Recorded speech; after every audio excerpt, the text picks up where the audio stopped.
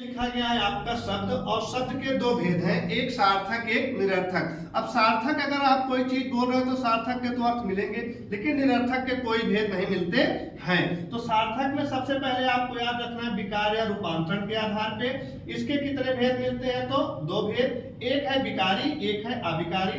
और अविकारी को ही हम क्या बोलते हैं, अव्यय बोलते हैं। और विकारी में क्या क्या आएगा, तो इसके चार भेद मिलते हैं आपको, संज्ञा, सर्वनाम, विशेषण और क्रिया। अब संज्ञा के मुख्यतः भेद पूछेगा तो आप 3 बताएंगे, कुल पूछेगा तो 5 बताएंगे, या कामता प्रसाद गुरु के अनुसार भी पूछेगा तब भी आप कितना बताएंगे, 5।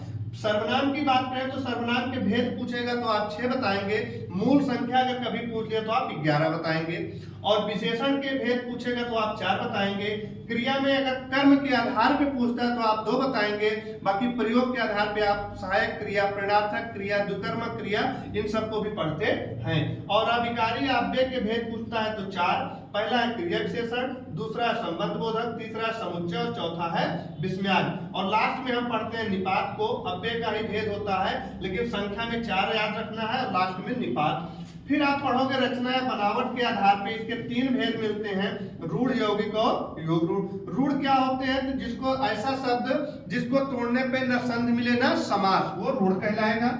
यौगिक में संधि और समास मिलेगा, और योग रूढ़ में बहुब्रीहि समास के उदाहरण मिलते हैं। यानी अगर बहुब्रीहि समास का उदाहरण दिया तो यौगिक नहीं होगा, योग रूढ़ हो जाएगा।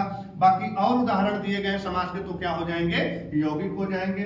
फिर है आपका उत्पत्ति के आधार पे, इसके भी 4 भेद हैं, देशज, विदेशज, तद्भव और तत्सम। और लास्ट में हम संकर को पढ़ते हैं जो 2 भाषाओं से मिलकर बनते हैं। देशज का मतलब है जो अपनी भाषा के हैं, विदेशज का मतलब जो दूसरी भाषा से लिए गए या दूसरे देश से लिए गए, तद्भव आपका हिंदी भाषा का शब्द है, तत्सम आपका संस्कृत भाषा का है। लास्ट में है आपका अर्थ के आधार पे इसके भी 4 भेद हैं, एक है विलोम, पर्यायवाची, वाक्यांशों के लिए एक शब्द, मुहावरे और लोकोक्तियां। अगर इतना आप पढ़ लेते हो तब आपका एक टॉपिक क्लियर होता है, शब्द। तो इस तरह से एक फिगर के द्वारा कभी ये पूछ ले, यौगिक किसका भेद है, तो रचना या बनावट का भेद है। संज्ञा किसका भेद है, तो विकारी का है। समुच्चय बोधक किसका है, अव्यय का है। जब आपका डायग्राम क्लियर रहेगा तो इस तरह से आपकी पूरी जो है फिगर कंप्लीट हो जाएगा, और शब्द को आप अच्छे से समझ सकते हैं। तो वीडियो कैसी लगी, वीडियो अच्छी लगी हो तो लाइक करिएगा, चैनल को सब्सक्राइब करिएगा। मिलते हैं नेक्स्ट वीडियो में, धन्यवाद।